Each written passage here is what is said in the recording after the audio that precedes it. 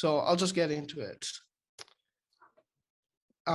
In the 6th chapter of her Principles of the Most Ancient and Modern Philosophy, Conway discusses one of the most crucial themes of her philosophy, that is change. In the context of the chapter, however, Conway introduces a peculiar generative principle.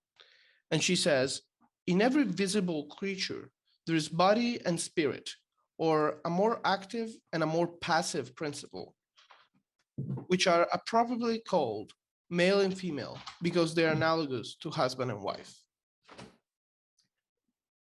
So as we know, the spiritual monist position that she's known to defend, in which body is generated after the prelapsarian state by the event of the original sin, and it represents a corruption of pure spirit, it could initially appear that the female or feminine element that is present in all creatures, which equates to the body, is to be taken in a negative sense. However, in this paper, I aim to show that Conway's rich understanding of the feminine goes beyond this simplistic dichotomy. Instead, I argue, she provides us with a multifaceted image of the interplay between bodily and spiritual elements, in which the feminine rises to a novel role that we could describe as genuinely generative, approximating, in contemporary language, a figure such as embodied thought. So let's begin by examining the two principles described in the quote above by Conway. In this passage, she's juxtaposing two elements, A, a body, and B, a spirit. And these are further described as A, a passive principle, and B, an active principle, or A, female, and B, male, A, wife, and B, husband. In providing this binary representation, Conway is mostly following a long tradition of thought that sees the feminine as the home of the bodily elements of humankind, a tradition that usually sees the masculine as the more spiritual element in comparison.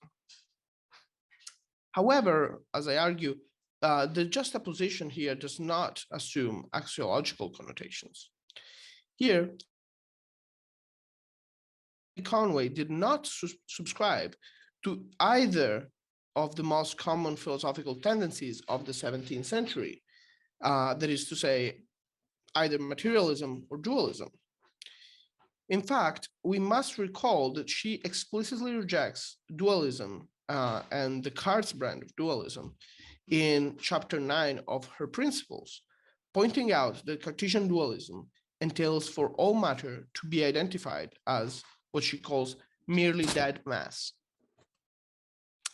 However, if that were the case, then life and perception in bodies, claims Conway, would be impossible and incompatible with materiality. Specifically, she distinguishes her system from the one developed by Descartes in claiming that, and I quote, body and spirit are contrary things and unable to change into one another, thereby denying bodies all life and perception. This is completely contrary to the fundamentals of my philosophy, she says. For truly in nature, there are many operations that are far more than merely mechanical. Nature is not nature is not simply an organic body like a clock, which has no vital principle of motion in it, but it is a living body that has life and perception, which are much more exalted than a mere mechanism or a mechanical motion. The concept of change, generation, and transformation are thus central for Conway's philosophy, and this general tendency is even more appropriate in the case of the text we are examining, situated in the specific chapter that Conway dedicates to the topic of change.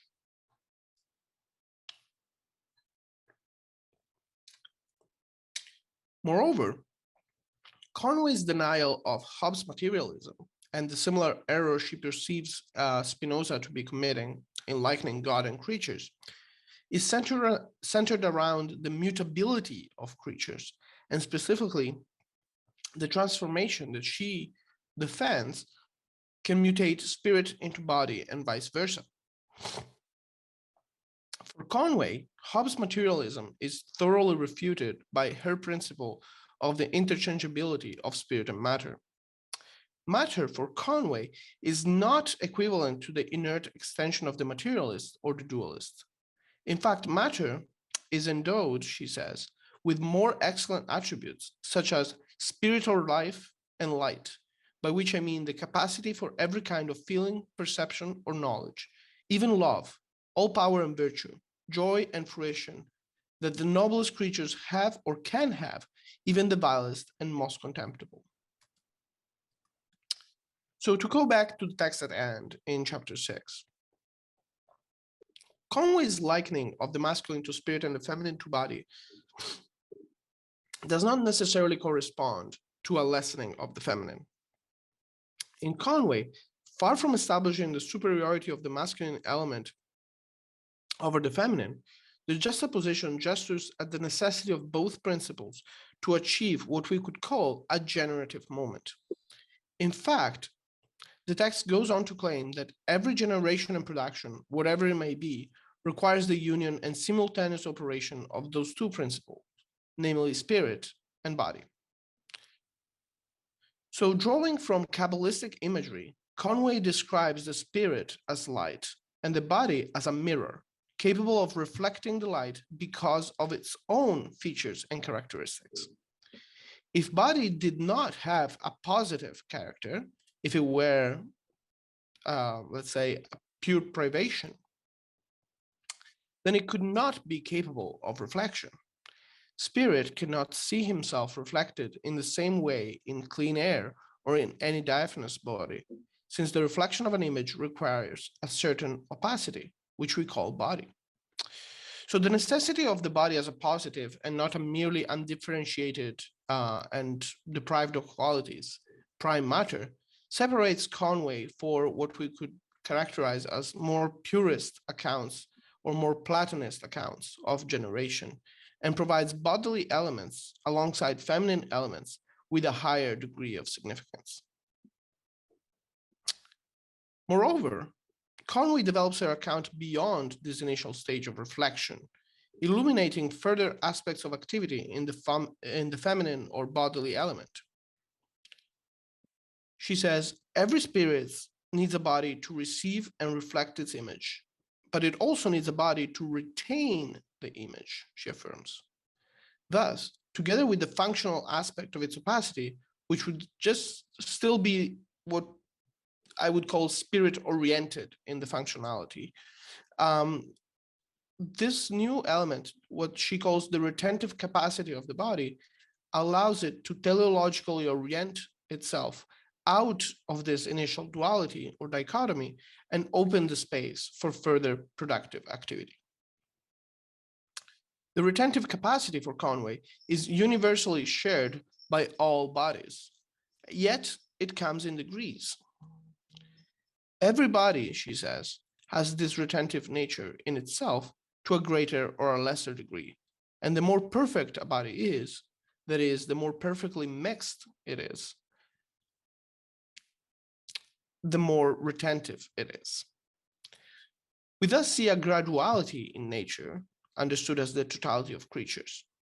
And this creatural ladder begins with the least mixed creatures. Conway gives the example of pure air, and culminates in what she calls the semen of a female creature on account of its so perfect mixture, because it is the purest extract of the whole body. And she says this female semen has a remarkable power of retention.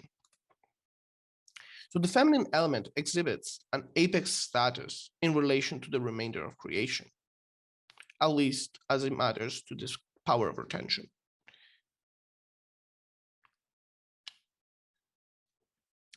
And indeed, one might even claim that, and this is what I'm suggesting here, that due to this explicitly apical status, the female semen assumes a role of not only parity, but preeminence with respect to the male element. So let me explore why that may be the case. The process of generation for Conway begins with the interaction between spirit and body, the masculine and the feminine principles, as we've seen. However, The progression of this process entails something of a competitive element, during which, according to Conway, several spirits are received and retained by the feminine element. Conway singles out the spirit and image of the male as the masculine semen, but proceeds to also elucidate that among the spirits competing in the process of generation, some of them are purely feminine. Thus, the original opposition between masculine and feminine elements as spirit and body respectively is now shown to be mostly metaphorical, as Conway unveils the existence of perfectly spiritual feminine elements as well, which are given the same dignity and rank as the male ones.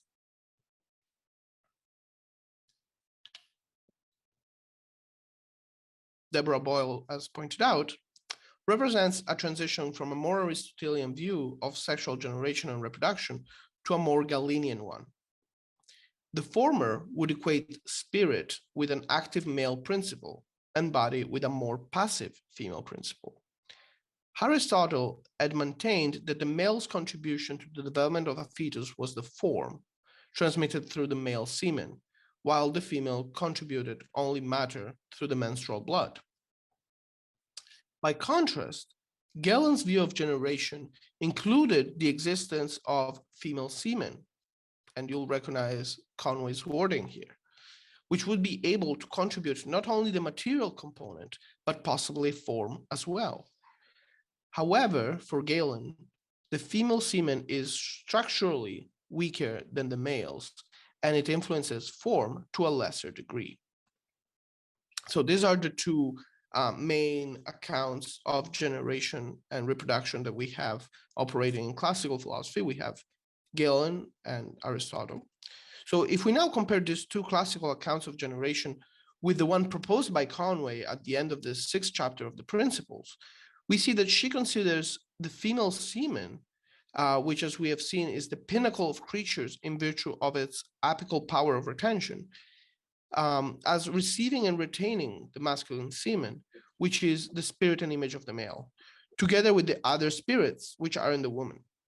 And whatever spirit is strongest and has the strongest image or idea in the woman, whether male or female, or any other spirit receives from outside of one of the other of them, that spirit predominates in the semen and forms a body as similar as possible to its image. And thus, every creature receives its external shape.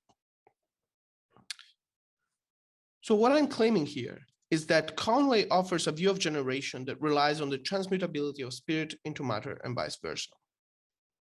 Moreover, her account of gendered or sexualized generation does rely on the masculine element, for sure, to impart the initial spark for generation. But it is the crucial retentive power of the feminine element that makes it possible for new creatures to be formed. However, the feminine element is quickly reappraised insofar as it possesses its own spirit or spirits. And I'm happy to talk about why the plural is so important in the Q&A. And it retains more than just the masculine element with which it interacts directly to begin the process of generation.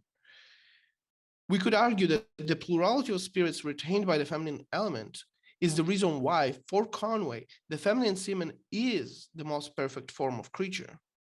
Its richness goes beyond being a passive receptacle for the masculine element.